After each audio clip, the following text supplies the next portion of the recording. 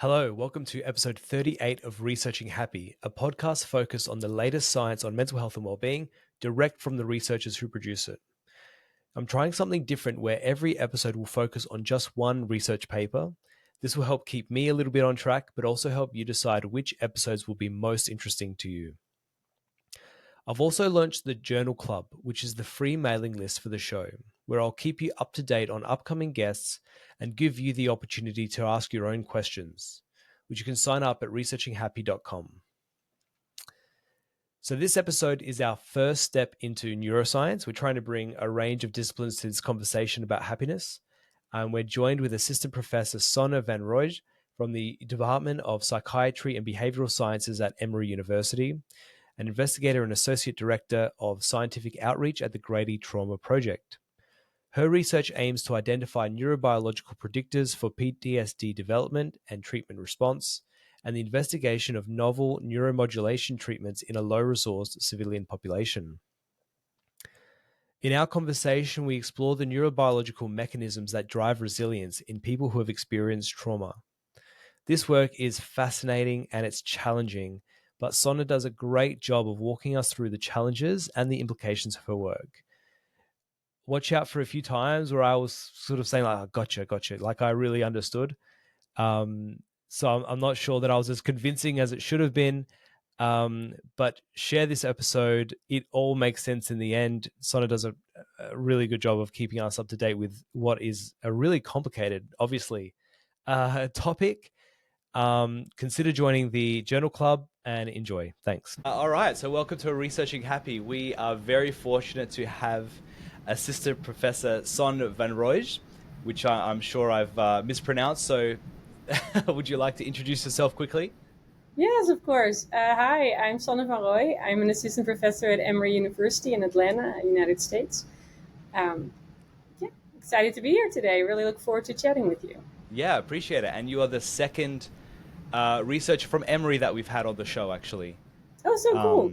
Yeah. So there we go. So Professor Corey Keyes, actually, he was the first episode, and I think he's just stepped off the stage in at a keynote presentation in Europe at the moment. So unfortunately, I couldn't be there. I'm freezing in Australia, but that's a different story. So we're going to talk. What are we going to talk about? I don't even know what to call it. Would you call it neurobiological mechanisms of resilience? Yeah, sounds great to me. Neurobiological, is that where we go? Neurobiological is what I usually call it. Yeah. All right, awesome. So tell us about yourself. So what type of work do you do and what drew you to the work that you do? Yeah. So my work, I'm a researcher. I work with individuals who are exposed to trauma, and I'm really interested in understanding neurobiological mechanisms of trauma exposure, like the effects, and really focusing on understanding mechanisms of resilience and recovery from trauma. Mm-hmm. And we know there's a lot of variability. People are exposed to, like most people are exposed to trauma at some point in their lives, and a lot of people are doing well, but then there's others who are not doing well, and really understanding what puts someone at risk is one of my main interests. And then once people have, I mostly focus on post-traumatic stress disorder as the main negative outcome of trauma exposure. Really understanding who's going to benefit from treatment and what kind of treatment. And I'm currently working on a new treatment protocol following up some of the earlier work I did with understanding your biological mechanisms of recovery and now trying to facilitate recovery through brain stimulation. Wow. Awesome. Once upon a time, neuroscience was my major of my undergrad, but that was a long time ago, and I don't remember any of it, to be honest with you. This field is shifting quite rapidly as well. I bet it's all redundant. Yeah, I can imagine. And so, one of the things I wanted to do on this podcast is really to sort of look at different disciplines and how they look at these ideas of well-being and happiness and resilience. So this will be the first foray into the neuroscience. So, sort of pray for us, I guess. But so what would you say, like, in terms of the work that you do? What's the world of a neuroscientist look like, and what are the most exciting parts of your role? Yeah, the most exciting parts, I've been fascinated by really understanding these mechanisms for so long and being able to now like develop and conduct research that helps individuals who are exposed to trauma is really remarkable. Mm-hmm. I get to work with an amazing team, and everyone's really passionate about what we're doing. So just day to day working with a lot of creative and passionate people, I think, is a joy in general. Um, and the so the resilience work that we'll probably talk about later today is like really a large team. But then, as I briefly mentioned, I'm doing an intervention study where we're really developing a new approach to treating, which I think is very exciting to work towards something that can really, help people that you've been studying for so long and Yeah. now really, like working on a way to improve the lives of those who are suffering. So I think that's, And yeah, it's really exciting work. amazing, amazing. Yeah. And I think it's we'll probably we'll just jump into it now. But when we're talking sort of resilience, I think probably most of the people listening might have a more psychological understanding of what we mean by resilience. But I think you take a really interesting, almost like, would you call like a clinical definition of resilience?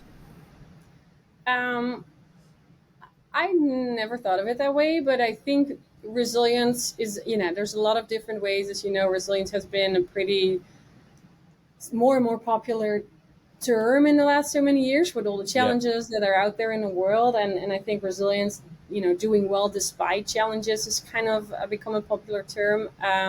We've really looked at resilience as an basically doing well after trauma, but also Yep. not having post-trauma symptoms. And this is one of we've originally, like in earlier work, really looked at resilience as the absence of mostly PTSD, mostly absence of post-traumatic stress disorder Hmm. as a sort of sign of resilience. But I think in his latest work, we've really been trying to look at it as a more multifaceted aspect phenomenon. So you're not just not having PTSD symptoms, you're also sleeping well, and you're not like over aroused, and you're not like depressed, you don't have symptoms of anxiety. So we're kind of like looking at it more in that way as sort of the new direction of our research. Yeah. Yeah. And how far along is the intervention study? Has it started or? Yeah, we're more than halfway with the study. So that's more with individuals who have chronic symptoms of PTSD. So the resilience work has been mostly in people who've been just exposed to trauma, and the treatment stuff is more individuals who've been suffering from symptoms for a long time. And we're approaching we're over halfway now with our recruitments. It's been a little slow because we started in 2020. As you can imagine, it wasn't the Ah, best time to get people sure, in for a lot sure. of in-person visits. But yes, we're seeing some promising. Yeah, interesting. And like, what kind of sample size are you trying to recruit? So we're planning for 80. We have Well, about okay. like over 50, which doesn't sound like, I don't know, maybe it doesn't sound like a lot, but it's like a pretty intensive study. People come in 18 times for visits. So it's just, yeah, Yeah, it's a and a good, very specific population that you're looking for as well. So yeah, that's really exciting. I look forward to that as yeah. well. Very cool. All right, and so this is my favorite question: hearing people complain. But your challenges, challenges that you're seeing in the field, like I could preempt I shouldn't probably put words in your mouth, but the way that resilience and trauma are spoken about at the moment, I mean, that must be a frustration. I don't know. I see someone like George Bonanno really talking about the frustrations of some of the content creep, the way that language is used around sort of trauma and micro traumas and these sorts of things. But I probably shouldn't have Yeah. just given Well, you an I try answer. not to get upset about that. I know we all use trauma way more lightly than people use trauma more lightly than is maybe appropriate. But it's Sure. just the way it goes. What are you going to do about it? I think it is important to never forget the actual challenges with trauma and what it means, Hmm. and like as long as we understand that, I think it's been a good thing that there's more understanding of trauma and the impacts, and I think PTSD, especially like 20 years ago, maybe I don't know if it's exactly 20, but longer, a little while ago, it was mostly considered to be a thing of veterans. Like if you Hmm. if you are in the military and you come back, you may develop PTSD, but it was not something that people were aware in like civilian community. So I think it actually helped the field that we realized there's a lot of trauma, a lot of people Sure. experience trauma, and actually it's one of the things like the larger project I work at, the Grady Trauma Project, I think is the largest civilian trauma research project in the world. It's also the reason I moved to Atlanta from Really? the Netherlands to work as part of the project. And I think the project really helped to understand the effects of, like the prevalence of trauma in the not military population, and really put civilian trauma, on the map, and also like, which is great to start intervention and to start like noticing it and know like symptoms people are experiencing. It's not, it's not just complaining, or it's not just depression, or not just that or the other. Not to say that depression by itself is not Sure. terrible, but just really like some symptoms are very specific to PTSD and require a different approach in treating. And I think it's really helped us that there's more attention to the effects of trauma. So in that regard, okay. I think it's kind of been good for the understanding of trauma. I think challenges, as you mentioned, like very, very specific to the work I'm doing, I think challenges are within, so I do a lot of neuroimaging research, and like if you really go into the science of that, there's the last couple of years, there's more of a realization that it's hard to replicate. There's a lot of variability within, variability even within individuals, definitely between individuals. And in order to draw reliable conclusions, you need really large samples. So there's more emphasis in the field on combining data sets, replications. There's like large consortia that try to get more participants and really look across like hundreds or thousands of people with neuroimaging data, which is really great. Are they actually working together nicely? They are, yeah. Okay, So you have good. like an Enigma consortium that I'm part of, that we're part of at Emory, and where we look at data for like 3,000 individuals from across the world, like looking at their imaging data to draw more reliable conclusions. And the study that, the emergency department study that we may talk about later, is also a study where it's the, like, also thousands of people in the study, but then hundreds of people with neuroimaging data. So I think those are really good developments, but then still the challenges are, even with hundreds of people, it's kind of underpowered for some analysis. And so you're kind of like, how much do you really need? And it's really hard to, kind of get over those challenges with just what we know about it now. Yeah. That makes sense. There you go. Yeah, no, absolutely. I mean, even just taking a step back, I guess, just how logistically difficult the data that you collect is, I guess, is probably is what I'm hearing. That's a really good point. So it's not just like, oh, you need more data because, like you need more data. It's like, that's great. It's like a lot of money, a lot of time, very complex. People have to like, there's a lot of reasons you cannot do a scan on someone because it's, really? It's very safe to do, but there's just like, metal or, there's some like other health concerns, or people are claustrophobic, so they're not able to tolerate the scan. So there's reasons why people are not able to do it, and then they move, so you cannot use the data. So I think those kind of challenges really make it hard to get large sample sizes. And then, so it's either you need a large sample size, or you want to do like more than one scan on one person to really reduce some of the inter-individual variability, which is a much more powerful design. But then you have challenges like if they move on one session, you cannot use anything. And so, just the things we're dealing with. And okay.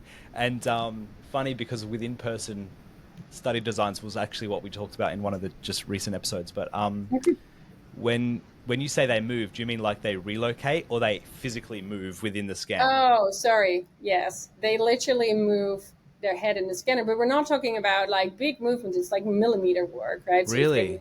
And it's try to stay still for 60 minutes, but then if you move, your data, gets unreliable, so we cannot use it. And what do you do? 60 minutes, did you say? 60? Yeah, 6-0. Yeah. Whoa. Yeah. Okay. So that's really, really challenging. There you go. Yeah. Yeah. I also did work with kids, and there it was this problem times a lot. How is that even possible? I can't even imagine that that would. Oh yeah, no, I don't know how he did that. I mean, you just lose all the data, and you have to really practice for them to hold still. And I even once had a kid who so we're like, okay, you can like close your eyes now, you can relax, and they just like turn to their side, trying to like sleep. It's like, no, no, no, no, stay still, sir. It's like, yeah, There you go. I guess you can't even like distract them with like an iPad or something, because then that would actually have an impact on your yeah, you're scans. doing. Yeah, so what we're typically doing in the scanner, it's like a mix of things. So they're just not just lying there. There's like some scans where people just lay in the scanner. We just measure their brain at rest. But we also show them like images of faces, or we show have them do a task where they have to like press Okay. buttons, or they can Oh, win. okay, okay. So we do keep them engaged. Okay. So you have like a reward task where they can win money. So just all different processes to kind of probe those mechanisms in the brain, Gotcha. Okay. and we Okay. measure So you these okay. models. Now I understand. Very cool. All right. Thank you. So, very good introduction to the paper that we're going to describe. Published in Nature Mental Health, which is a fantastic place to be publishing. And the title of the paper is Defining the R Factor for Post-Trauma Resilience and its Neural Predictors. And a huge authorship team. So, clearly, like a lot of work goes into this, Yeah, as you've already described. Yeah. So, yeah, what was where did the idea for this paper come from? yeah. What I was the think inspiration? the senior author on the paper, Jenny Stevens, she and I have worked together for almost 10 years, and this work kind of started about 10 years ago. So when it was finally published, she's like, 10 years of work, finally. Seriously. Yeah, it's There been you a really go. long, literally long process. So it's like, it's not 10 years every day we work on this, right? But it's like 10 years ago, we were working on this, and then there's just large. So there was a study at Emory, an emergency department study, where individuals were brought to the emergency room, were included in the study within 24 to 72 hours. And then they were scanned about a month later, and then we followed them for a year. So we Mm. used that early scan to see if we could predict or identify predictors for those who were doing well versus those who may develop PTSD or other disorders. So that was really where we started. We identified some markers for developing PTSD. Like Jenny Stevens has a paper showing the amygdala reactivity being a predictor for developing PTSD. So really like larger emotion, fear responses. And my work really focused on the hippocampus. So like if you don't recruit your hippocampus as much, or you're not really processing the contextual information, it puts you at risk of developing PTSD. So that was really the earlier work. And then this led to like a larger, it's kind of like the basis for a larger emergency department study, which is led by Sam McLean at University of North Carolina, and together with three researchers, like well-known PhD researchers at Harvard, Gary Ressler, Ron Kessler, and Kersten Koonen, and Jenny and I were involved in the neuroimaging. So Jenny led the neuroimaging efforts. So it's a long introduction of the study. So in this one, we have like 29 emergency rooms across the U.S. who enrolled participants within 72 hours that they presented to the ER. Then, so about 3,000 ended up in the study. And then about 500, 450 were scanned 2 weeks after the trauma. And then sort of the same idea, we like looked at MRI data and tried to predict who developed PTSD. So that was like one of the things. But because we had this large data set, and because we've learned more about resilience and what I was talking about earlier, not just thinking about resilience as like, does someone have PTSD, yes or no, but how are they doing? How is their mental well-being basically across all measures? Like, are they Mm-hmm. sleeping? Are they not using substances? Are they don't have anxiety, no depression symptoms, or at least some sort of combination? So we didn't want to just look at one measure. So we used principal component analysis to have basically pull out one factor that kind of defined mental well-being. So we identified this factor. It was like one score that explained over 50% of variance in how individuals were doing at 6 months after their trauma.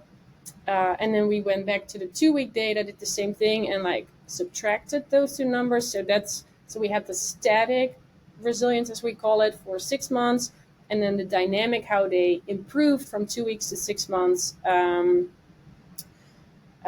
as the dynamic resilience. And so we call it the static R factor and the dynamic R factor. So really trying to get a sense of, like, across all those measures, can we identify those that are doing well versus those that are not doing well?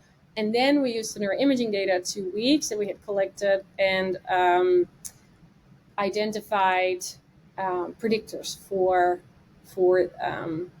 this R factor. So we looked across not just one measure, but we looked at a threat, like social threat task, like showing faces. Do we see, how do people react to threat? We did an inhibition task, like can they control or inhibit their behavioral responses? And a reward task. So how do people respond to, like winning some small amounts of money? So all of that combined, that's kind of how we approached studying. Long introduction, but it was a little work. Yeah, well, I'm hoping that listeners can appreciate actually how complicated this is. Not to mention the actual follow-up, like the time that it takes to follow up. But just one quick question was, you said people were presenting to the emergency room following trauma. Like, what type of trauma are we talking about? Oh, yeah, good question. So any type, really. We see mostly motor vehicle accidents. But we also had some physical assault, sexual assaults, people who had fell from high distance, etc. But most of them had motor vehicle accidents. Yeah. Yeah. Okay. And then talking about sample size, you had, I think, over 1,000.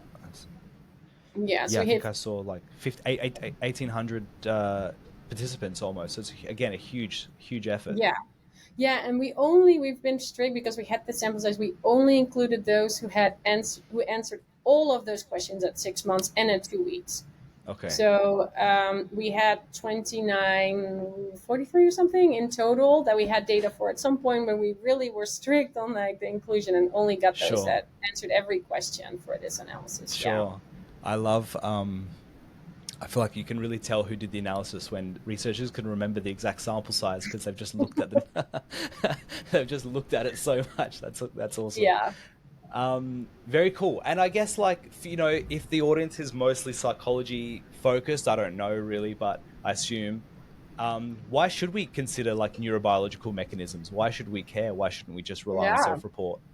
I definitely have gotten that question, and I think it's very fair because, of course, if you can just do a questionnaire, why would you bother with the neuroimaging, right? I mean, it makes sense. So I think because people are so should we start scanning everyone at 2 weeks and then define it? And I don't think we should because we don't have enough answers yet. The reason we do it, though, is by using MRI scans and really focusing on those mechanisms, we can learn a lot about the mechanisms, right? So we know what brain regions are doing, and if we now identify that certain brain regions that are involved in cognitive functioning and reward valuation and detection of salient information, if those regions, which is what we found, are really active in individuals who do well, it really gives us some information like what processes may be involved in resilience. So we know if these regions are involved in 2 weeks, like those who show more appreciation of reward or more focus toward rewarding stimuli are the ones who are doing better. This can really teach us something about potential interventions or potential mechanisms of resilience. So if we want to promote resilience, we may want to promote these mechanisms early on, so that's really why we use neuroimaging in this stage. And then, as I was talking about earlier with my work using brain stimulation, we have used some of these approaches in the past with recovery. So if we can predict who's going to recover using these neurobiological mechanisms, maybe we can stimulate those brain regions that are not functioning properly in individuals who don't respond, and then sort of enhance their recovery or promote their recovery through brain stimulation. And that's non-invasive brain stimulation, so it's a really safe method to do. Yeah, wow. And yeah, so there are spaces where that's been used effectively in the past? Yeah. Brain stimulation, so it's transcranial magnetic stimulation. In this Uh-huh. case that I'm talking about is FDA approved for depression, for example, smoking cessation, and it's been used for PTSD. It's not approved just yet because there's like not enough data out there, but it's like a lot of interest in like using these kind of methods to Yeah. promote outcomes. Yeah. All right, cool. And so in terms of results of the paper, like what were the pathways then of interest that were relevant for resilience? Yeah. So what we saw is like we mostly saw the effects with reward. So those individuals who were showing activation in the so-called higher order regions and reward valuation and salience detection. So like focusing your attention, like think basically you have your salience network that orients toward anything that you find important, really Mm-hmm. simply stated. Those regions were more activated in response to reward in individuals who were doing well. And then, so with a higher R factor score. Mm-hmm. And then on the reverse, like we saw lower activation in, or higher activation in those who were not doing well. So let's focus on that. So we saw higher activations in regions for the default mode network. So regions if that are involved in self-referential processing, like if you sort of like relating it to yourself. If you had greater activation in those regions in response to threat, you're doing worse. Okay. So what kind of could you paint a bit of a picture of what type of response that would look like in a person, or even maybe just the test? So Like in what this would sort of, case, yeah, it's like interpretation of the data. So we just saw more activation in like in those regions, like the inferior parietal lobe was one of the regions that's involved in so-called self-referential processing, the precuneus. So we saw activation in those regions during the threat task mm-hmm. being associated with lower resilience. Does that Mm-hmm. help? I don't know. I guess I'm wondering like what does the response look like in response to a threat task? Like what is it that they were doing or not doing compared to So those who yeah, scored so they were just looking at. So we basically presented them faces, like fearful faces and neutral faces, and we were looking at which brain regions sort of respond to that. So if you have okay. brain regions responding in a sort of like relating it to yourself, Okay. that wasn't a good sign for later resilience. Okay. That Okay. Okay. So it was, yeah, no, I think I've got you there. So, okay? Sorry, it's a little uh, complex, and it's no, also no, like a for sure. connection there. Yeah, Yeah, absolutely. And like, I apologize if I'm asking really dumb questions. no, it's a Um, good question. Never done so there's questions. something about, it's okay. So there's something about their attention, something about their reward, something about their sort of reception or response to threat. Anything else? Those are the main findings. I mean, we Yeah. have a lot of little findings, but I think I'm just going to confuse everyone if I'm trying Sure. to like Yeah. Oh, explain that. I think these are kind of like the bottom lines. I think we yeah. try to like, you know, sort of the summary is like resilience is promoted as you're doing better if you have activations in those regions in response to reward that sort of like pay attention to reward and like um, reward valuation as we call it, and then you do worse if you have like a greater response to threat in regions Hmm. relating to yourself kind of. Okay. Okay. Okay. Gotcha. Yeah, relate the bit about like relating to yourself. Probably that's the bit that's tripping me up. Like when you say response related to yourself, what does that mean? Do you mean like your like psychological self? Yeah, so there's these regions that basically, if you do, this is how it was discovered. I don't know if it's of interest, just cut me off if it's not interesting. But so what they were, like, there's there's regions in your, so we were always focused in the past on like doing tasks in the scanner, like showing faces, fearful faces and neutral faces, and like looking at the brain's response to fearful versus neutral, and that's Hmm. how we, like this is threat processing, and then we show like we give you money or we don't give you money, and how you respond to that is sort of reward. So then people were, if people are not doing anything in the scanner, they also saw regions sort of like communicate with each other, like Hmm. during that time. It's like so you have brain regions responding and brain regions communicating. So it's like activation and connectivity.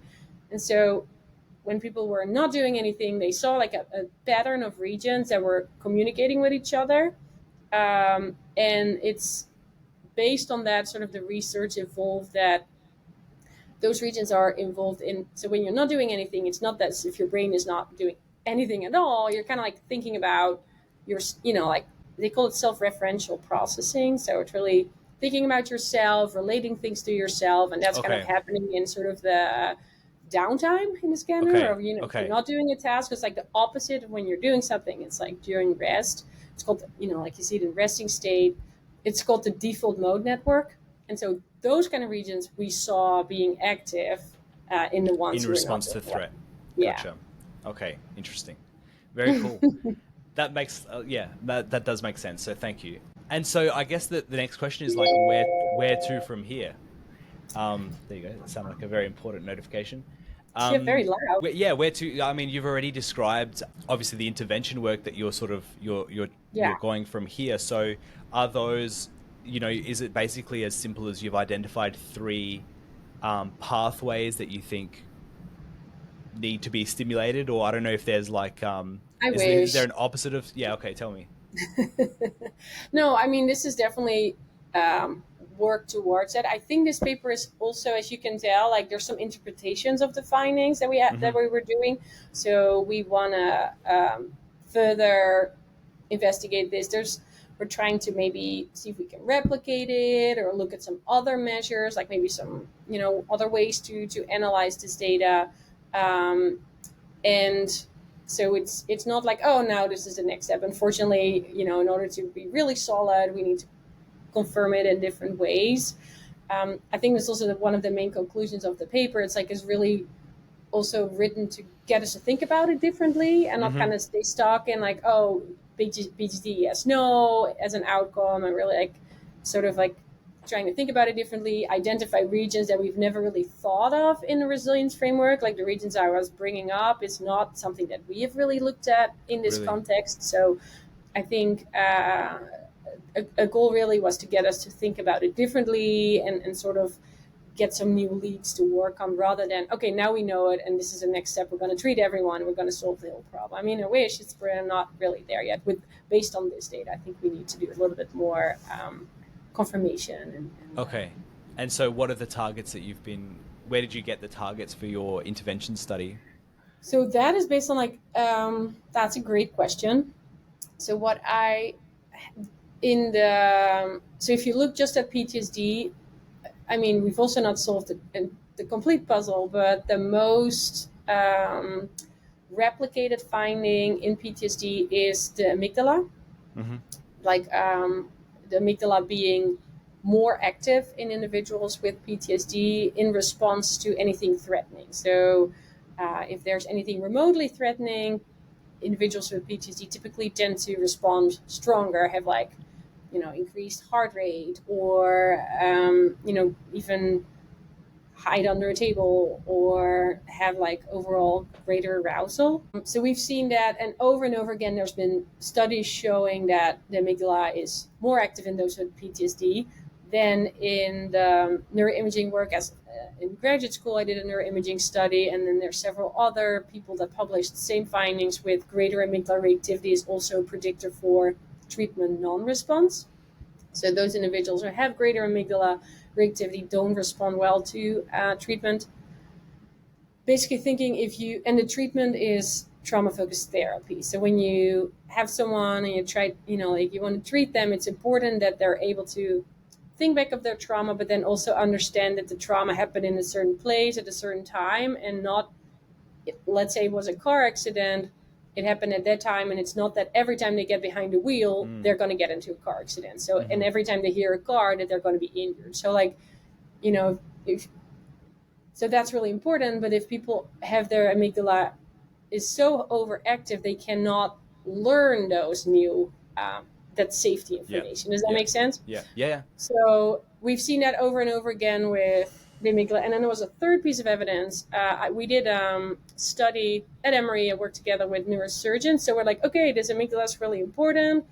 You kind of want to treat the amygdala. And then I had the amazing opportunity to work with neurosurgery, where they ablate the amygdala for individuals with epilepsy. Yeah.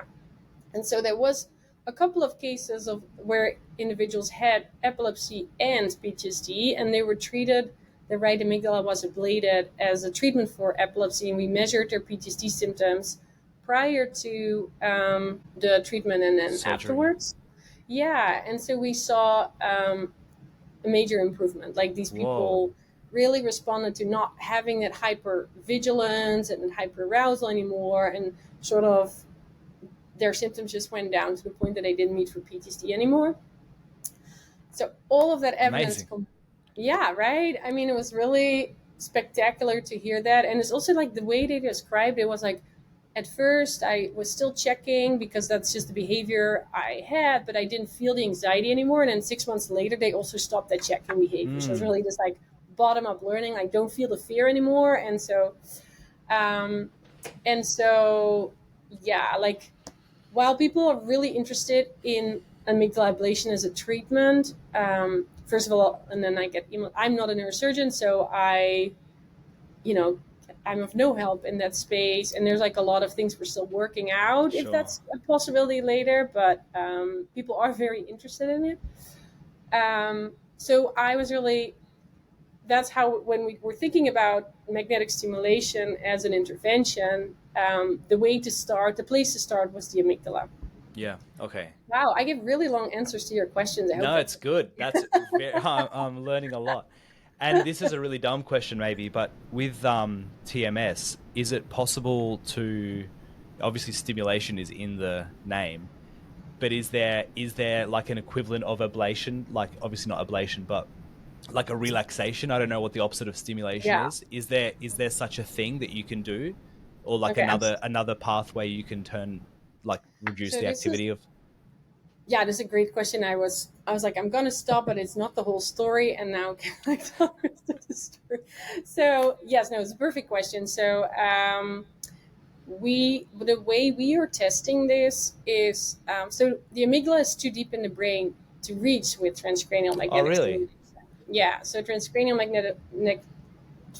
magnetic stimulation is pretty superficial, and so we developed a method to stimulate superficially, but stimulate the region that is functionally connected with the amygdala.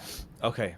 So kind of indirectly targeting the amygdala and seeing if we can dampen it. So we like Hmm. dampen a region and sort of hope to dampen the amygdala downstream. Yeah. So Wow. and yeah, we'll see how it goes. I mean, we people are happy with it, like the people who've been in the study, but it's like a sham controlled study, so we really have to wait for the end of the study Okay. to say something Okay. meaningful. But it's been really a great project to work on. Yeah. Yeah. And this is probably just like a totally random question, but how much of the, like your results they're sort of like, they seem to be task contextual, like, this certain pathway activated in response to this certain task. How much is the TMS stimulation related to the task, or is it just focusing on the pathway itself? So we use the task to measure the outcome, like does Uh-huh. it change this behavior that we've seen in PTSD? Does it change if we do this TMS? But we also look at this resting state scan that I was talking to you about. So Hmm. do we see changes in like the connectivity of brain regions after Okay. stimulation? Okay. And we have like behavioral psychophysiological measure where we present sorry, it starts thundering here. I hope we keep No, our that's cool. connection. Summer storms in Atlanta. So we basically have them. We show them images, and like for some images, they get like a air blast to the throat, which is unpleasant. Some people don't want that. We kind of measure how they can distinguish. Like a safety versus a danger signal as an Okay. outcome, and measure their eye blink response. So the stronger they blink is typically an indication of is an indication of like a fear response. So this is like a psychophysiological measure of their fear response. Yeah. Wow. Very cool. Remembering why I did so much focus of this when I was in my undergrad. It's so interesting. So in terms of, I think it might have been in your preprint. I don't know if it made it to the full paper. around thinking about some of the recommendations of sort of interventions. So obviously you didn't recommend TMS, but you talked about Yeah. attentional bias training, mindfulness, you did brain stimulation and neurofeedback. What could you sort of describe how your results link to some of those recommendations or potential avenues? Yeah.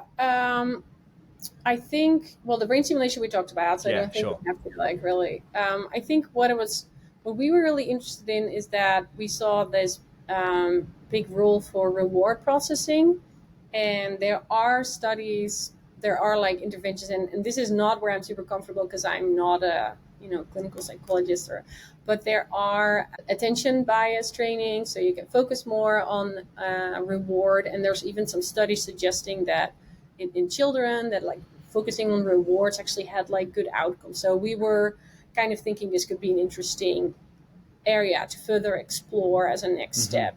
Mm-hmm. Not so much for me again because it's not my area of expertise, but I think I'm hoping that someone who works in that area is like, oh, that's an interesting approach. Yeah, yeah. Something like that to help that understand the mechanisms of why it would be useful to do that. Yeah, absolutely.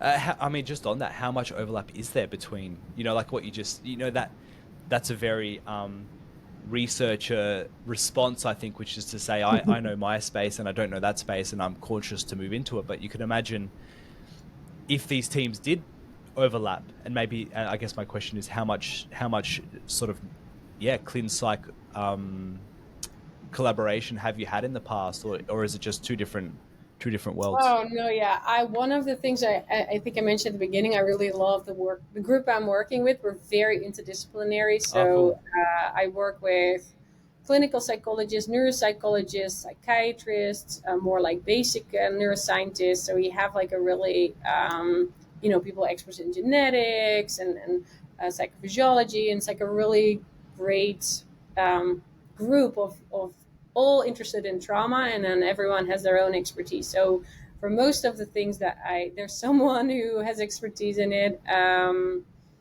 Yeah. So there's just, for example, like mindfulness was also one of the suggestions. I have two colleagues who are really interested in mindfulness, and Mm-hmm.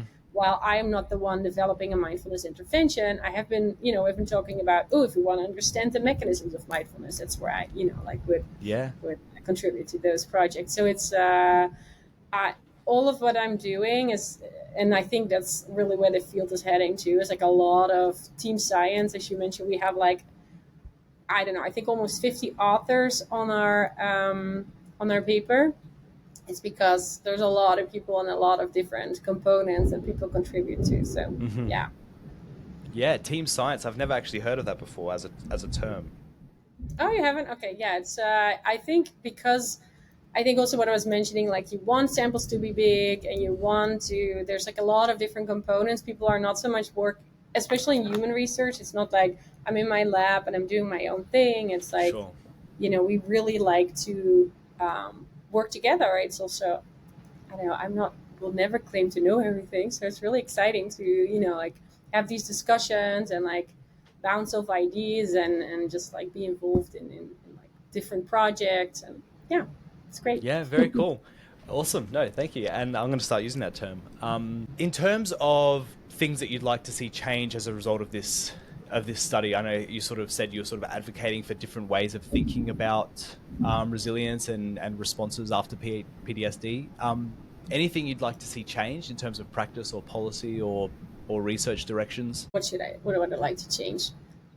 I think overall, like what I would like to see is the overall just more understanding for the impacts of trauma, and how often someone has experienced something terrible and then has symptoms and people don't really know what it is, or just like more access to care early on. I think if Mm-hmm. we can really promote that in some way, like it's not that we know a lot of things that work and we know things that don't work. We don't know everything, but I think there's a lot of times people go through a trauma and then don't feel good, but don't really know where to go, or any Yeah. resources aren't really out there. Like, I think early interventions can really be so beneficial.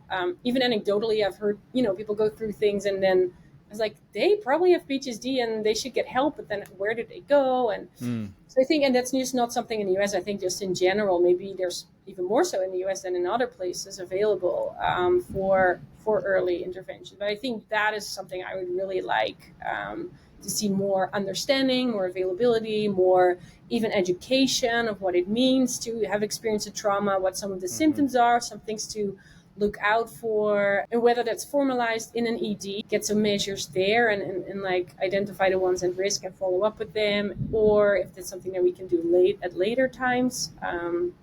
Yeah, I think there's a lot of we can really help a lot of people if we could change that. Yeah, two things I like that you said there, just to sort of wrap it up. But that thing of like, we don't know it all, but we know enough that what we're doing right now isn't the full picture of what we could be doing. I think that really gets lost sometimes. Of like, yeah, we won't know it all. We'll never know it all, but we know enough that this is not exactly the way. Like, this is not even close to optimal. The other thing I like what you said was about education. Like, I think sometimes when we talk prevention, we talk about just sort of like general education, but I like the idea that I think I heard, who needs to be educated in what, like, for example, if I think what I heard you say was emergency departments, like that it might be in the emergency department where people are missing some of these early signs of PTSD. So it's not about like we need to educate the entire population. It's like there might be really specific moments where some really targeted education could be really valuable. Yes, exactly. I agree with that. That was a great Yeah, I mean, it was your great point. summary. Yeah. Yeah, all right, awesome. So my last question is, what's next? We've talked about the intervention study. Anything else on the horizon that's exciting? Basically, really building out more of the work we're currently doing. So with the TMS, like understanding more about the mechanisms. If it's working, why is it working? Same indeed with like early interventions. I also am really interested in. So we have like a lot of behavior that changes after trauma. So it's not one of the things that wasn't really captured well in the resilience paper is like a change in substance use. So we see people with increased substance use after trauma. Like we hope that we can do a study to really address some of the challenges there. Like, can we identify who's at risk there? Kind of similar approaches. So those are some of the things. And then one other thing is like, how early are people at risk? So how early can we, like, so I talked about early after trauma, but what about early in childhood? Like, Okay. can we learn something about mechanisms really early on? And that's more like in the Grady Trauma Project, there are studies with during pregnancy and mothers early on, like, like who just became a mom, and then like the babies. And what is PTSD and trauma? Like, what does it look like there? And how do we know risk? And can we intervene early in, both soon after trauma, but also what can we learn early in life? So there's a lot of directions I think you can go with early interventions or treatments. So yeah, and then like with all of these things, it's like, we need to get funding to do the work. So then it's also, what do other people think is interesting, and then we'll go with that. So, Awesome. yeah. All right. Well, Yeah. awesome. Thank you so much for your time. This has been really, really interesting. Definitely a different approach than what I've been focusing on so far in the podcast. So it's been really nice to round it out. And yeah, really appreciate your time, and thanks for the Of amazing course. work. Well, thank you so much for having me. I had a really great time chatting with you, and glad that it hopefully was interesting. Awesome. Thank you. Thank you.